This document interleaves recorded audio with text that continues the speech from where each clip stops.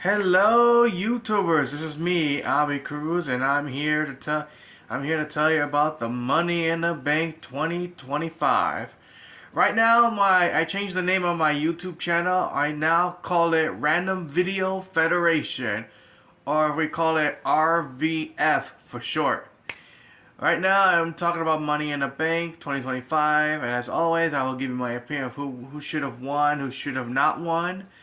And there are 5 matches of this result of the match. The first match is the women's Money in a Bank ladder match. The winner of that match will get a contract and cash in for the women's title within 1 year. It is Naomi versus Alexa Bliss versus Julia versus Rhea Ripley versus Roxanne Perez and versus Stephanie Vaquer. Now, those ladies have done a very good job in the Money in the Bank match. It's hard to choose which one should be the winner, to tell you the truth. I mean, all of them deserve to be winners of the Money in the Bank match. And the winner of the match is Naomi. Now, my friend of mine, he wanted Rhea Ripley to win, but in my opinion, I feel like maybe Stephanie or Naomi to win that match. And the winner of this match is Naomi, so I'm glad Naomi wins because she hasn't won a women's title for quite a while. I don't think Rhea Ripley needs it because she already won the title and she already accomplished it. Naomi needs it more, especially if she's still feuding with Bianca and Jade Cargill. And I think I know what's going to happen. If Naomi cashes in, she'll become women's champion. And I have a feeling she might feud both Bianca and Jade Cargill, maybe in a triple threat match. And I think it might happen at Evolution. You know, the pay-per-view for women's pay-per-view. Now for Stephanie Vaquer, she deserves to be Money in the Bank winner as well because I mean, she's a international superstar, and I feel like she could be a potential women's champion. But it doesn't matter. Naomi became the winner, and I hope you cash it in. Do not be the first one to fail, because trust me, it will ruin the prestigious Money in the Bank for women. The next match, it is a match that no one even actually built up, is Dominic Mysterio versus Octagon Jr. This feud kind of happened out of nowhere at the Worlds Collide pay-per-view. It is a crossover between WWE and AAA. It just happened because Dominic disrespected Rey Mysterio, yada yada yada. They were brawling around the arena, you know, like fighting, and Dominic said, "I'll face you at the Money in the Bank," and that's it. And to tell you the truth, I didn't care about the match, but Octagon Jr., he's a good wrestler. I'll give him that, to tell you the truth. Actually, all the luchadors in AAA are good wrestlers. I mean, their athletic ability is just amazing. And the match between him and Dominic was good, but it was a short match, so it wasn't long enough to make this match a little special. I'm glad that Dominic Mysterio actually retains the Intercontinental Championship because there is no point for Octagon Jr. to have his first Intercontinental Championship. But I know in the tease, I know there's a feud with Dominic Mysterio. I have a feeling there is a tease with the Judgment Day with Finn Balor and Dominic Mysterio. I mean, think about it. There's a lot of tease of breaking up the Judgment Day. And I have a feeling that maybe, I don't know, at SummerSlam or maybe at Night of Champions, it will be Dominic Mysterio versus Finn Balor for the Intercontinental Championship. But I'm going to say it'll be better if they face each other at SummerSlam. If you're going to make this feud a good feud, you got to make it long term, make it build up, and we will see this match between those two, I hope. The next match is Becky Lynch versus Lyra Valkyria for the Women's Intercontinental Championship. Now these two, they have good chemistry. Becky Lynch was her mentor, Lyra was her pupil. It was a teacher versus student moment. In the last pay-per-view, hold on, let me go back for a second. At the last pay-per-view, just hold on. At the last pay-per-view, man, this thing is hard to. There it is. At the last, wait, I'm trying to find the. There you are. At the last pay-per-view, Saturday, I think, yeah, I think at Backlash, yeah, hold on, let me make sure first. At Backlash, yep, at Backlash, Lyra Valkyria retained her title against Becky Lynch. And because of that, that match happens again. But the stipulation will be for this. If Becky Lynch wins, Lyra Valkyria had to raise her hand. If Lyra Valkyria retains the Intercontinental Championship, Becky Lynch will no longer get the Intercontinental title match as long as Lyra holds it. But it was a good match between them.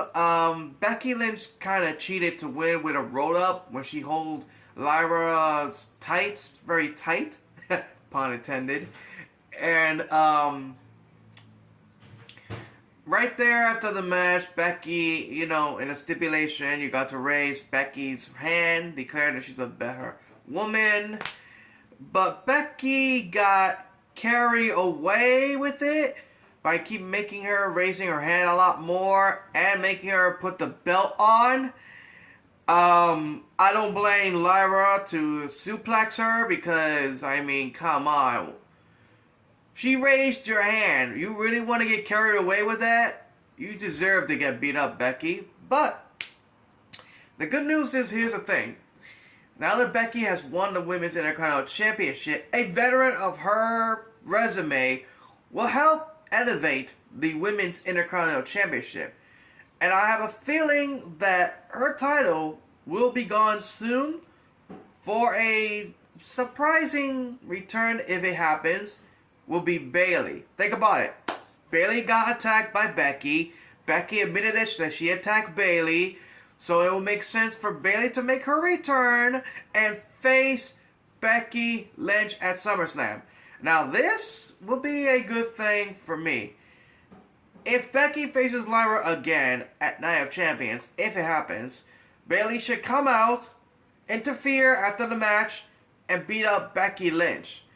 Because that means Bayley will want the match against Becky Lynch at SummerSlam for the Women's Intercontinental Championship. Now the next match is the men's Money in the Bank. Seth Rollins versus Andrade versus El Grande Americano versus LA Knight, Penta, and Sola Sokola. Now the match was a good match indeed, between great, talented performers. Now, in my opinion, I had two people who I wanted to win. Seth Rollins and LA Knight. Now, in my opinion, I really kind of wanted LA Knight to win for real because he competed the Money in the Bank 3 times. And I feel like that Seth Rollins didn't need to win the Money in the Bank because, hello, they're doing the King of the Ring tournament. So it would have made sense if Seth Rollins compete in the King of the Ring tournament and won. Then you will get a title match against Jey Uso at SummerSlam. I mean, what is the point of Seth Rollins winning Money in the Bank? I mean, if you're going to compete at the King of the Ring tournament, it would have made sense for Seth Rollins to compete the King of the Ring tournament and face Jey Uso for the World Heavyweight title at SummerSlam. LA Knight needs this win more than Seth. Look, I get it, you're trying to build him up as a villain with the group with Braun Breaker and Bronson Reed, but I feel like LA Knight needs this more than Seth Rollins. Because, hello, LA Knight is a popular guy with the fans. It would have made sense for LA Knight to win the Money in the Bank. And hear me out. This will be a shocking thing. At the last pay-per-view of December of 2025, what if John Cena retains his title and then Cena says, "Now my retirement is on. I am now the last real champion and you will never see me again." What will happen now? LA Knight comes out, cashes in the Money in the Bank, defeats Cena, and becomes the new WWE Champion. Not only to save the WWE title, but to prevent Cena leaving with the WWE title. this would have worked. I mean, really, think about it. If LA Knight cashes in his Money in the Bank contract, this would have been a good way to save the WWE title. But you give Seth Rollins the win. If you want him to be the guy to face Jey Uso at SummerSlam, why can't you just put him in the King of the Ring? Think about it. This would have made the storyline great if Seth Rollins wins the King of the Ring, faces Jey Uso at SummerSlam. Why the heck do you have to give Seth Rollins the Money in the Bank? Now this is going to be a confusing thing. Now that if LA Knight wins the King of the Ring, he'll face John Cena at SummerSlam. But here's a problem with that. Cena losing the WWE title already to LA Knight at SummerSlam would not work. It would have been better if LA Knight becomes the Money in the Bank winner, cashes in on Cena at the last pay-per-view of December. This would have made a good feel story. If he would have saved the WWE title, Cena would have not taken the title. Oh man, I'm not even a booker or a WWE employee, and I know how to make this a good story. But whatever. I hope LA Knight does become WWE champion because I mean, oh man. The last match is the main event. Cody Rhodes and Jey Uso versus John Cena and Logan Paul. To tell you the truth, I was not really looking forward to this match because it was an obvious conclusion that Cody Rhodes and Jey Uso is going to win. But anyway, it was a good match. It was a good storytelling, and I love to see the John Cena and Logan Paul arguing. But here's a good moment for the Money in the Bank. Guess who has returned? It is one and only guy that people have complained for him to not get fired, and that is R-Truth. R-Truth has just made his return in the WWE, and it took 7 days. R-Truth interfered in the match, Cody Rhodes crossroads, and there you go. Wins the match. But the most greatest moment is that R-Truth has made his return. Can you believe it? Finally, WWE has listened to the fans. Because, are you kidding me? You fire a guy who shows value to the company, who has always been a good person to every wrestler, and you fire him? And during the press conference, a reporter asked Triple H about the R-Truth firing thing. Triple H said, "Do you enjoy the show?" Oh, yeah. Here's a problem with that. That wasn't a work. That was a shoot. You guys fire R-Truth. You did not make that as a work. You made that as a shoot. R-Truth got fired. This wasn't a work. This was a shoot. You really fire him. And the Twitter proves it. You released a man who has worked hard for you since 2008, and the first time he worked in 1999 or 2000 as K Quick. R-Truth / K Quick is a good person who loves to work for you guys, and you fire him. You fire a guy who has shown loyalty to your company, and you fire him. R-Truth didn't deserve to be fired. I know TKO is trying to make more money, but firing a guy who's been loyal to WWE is a mistake. And not just that, they also fired Carlito. I don't even know if they're gonna bring him back as well, but never say never. But the thing is, I am glad R-Truth is back because he makes everyone laugh. I love his comedy. Every time he does the comedy, he makes me laugh. I mean, me and my friend right there, we were laughing real hard when we saw R-Truth coming out with the John Cena outfit. We were laughing our butts off. Oh my god. But I'm glad he came back. But he also made history. He is the first wrestler to ever return after getting fired for 7 days. Every superstar that have ever got fired did not make return in a short 7 days. He was the first one to ever make a return for 7 days. But right now, it looks like he's back to a serious character. And they give him his real name back as Ron Killings. I remember when he was a very serious character back in TNA back in 2002 when his ring name was Ron the Truth Killings. Yeah, sorry to say his name. Ron the Truth Killings. When he was in TNA, he was great. He became the first black man NWA World Heavyweight Champion. And R-Truth did a good job in TNA. And it looks like R-Truth is back. His old character is back, being a serious guy. So I would not be surprised that maybe at Night of Champions, R-Truth will face John Cena. I will not be surprised if it happens. Or he'll face him on SmackDown. I don't know. But the thing is, I want to see this feud head on. I don't know when it's going to happen. Maybe it will happen at Night of Champions. Or maybe it will happen on SmackDown. Or I don't know, maybe it will happen at SummerSlam. Maybe it'll be a triple threat match. If LA Knight wins the King of the Ring, then maybe R-Truth could be added as a triple threat. I don't know. But the thing is, we need to find out when the feud will happen. I don't know. We might find out on Monday Night Raw, or we might find out on SmackDown. We just have to see. All I can say is, Money in the Bank wasn't a bad pay-per-view.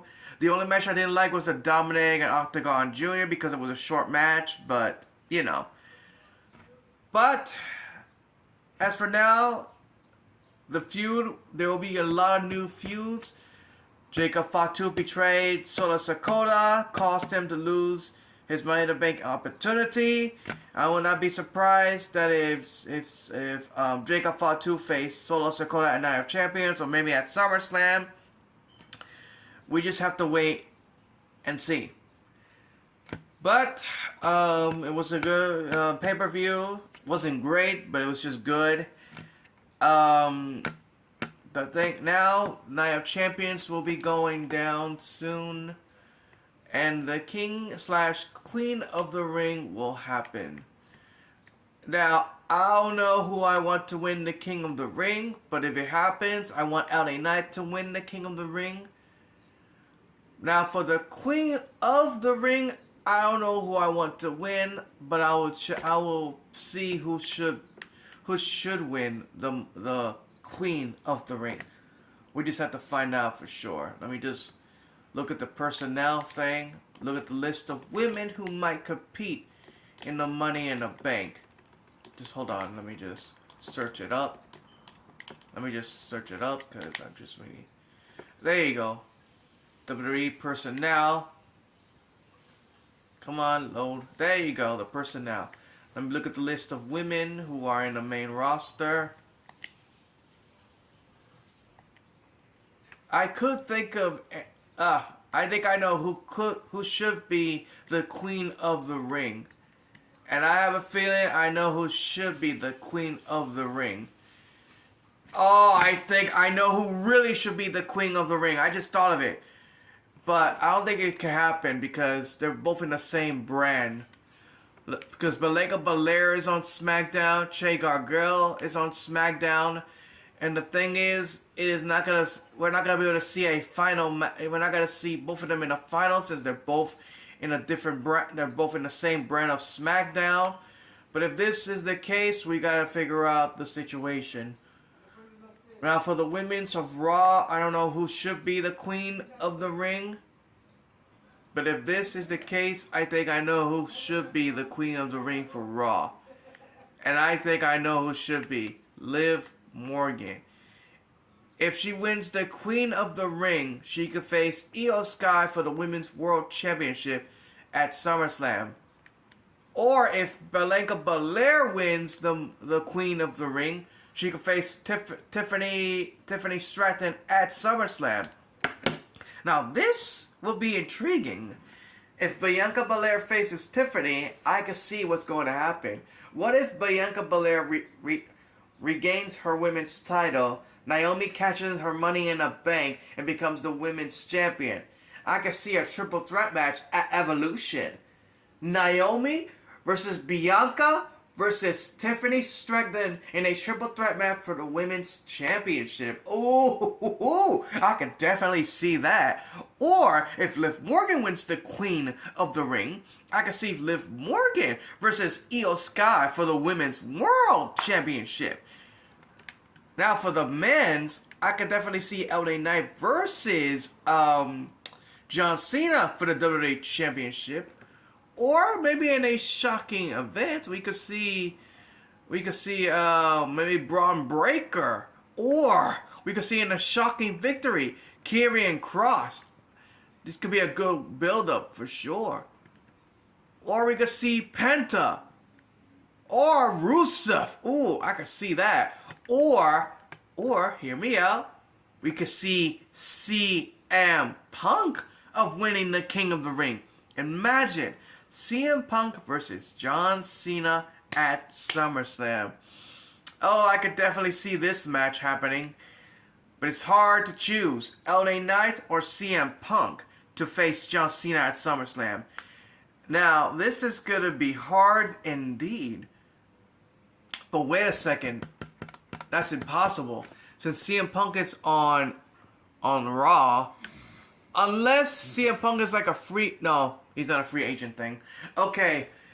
But if CM Punk wins, he'll face Jey Uso. Or wait! Or maybe in a shocking event, what if Sami Zayn wins the King of the Ring and he faces Jey Uso? I mean, there is a build-up of him maybe possibly be a heel, because, you know, Karrion Kross thinks so. I can see it happening. But the thing is, I don't know what's going to happen. We just have to wait and see for Raw and SmackDown and see who's going to be the next King of the Ring / Queen of the Ring. We just have to find out on Monday Night Raw and SmackDown. Well, this is Abby Cruz, and thank you for watching of my YouTube channel called Random Video Federation. So please like and subscribe my YouTube channel.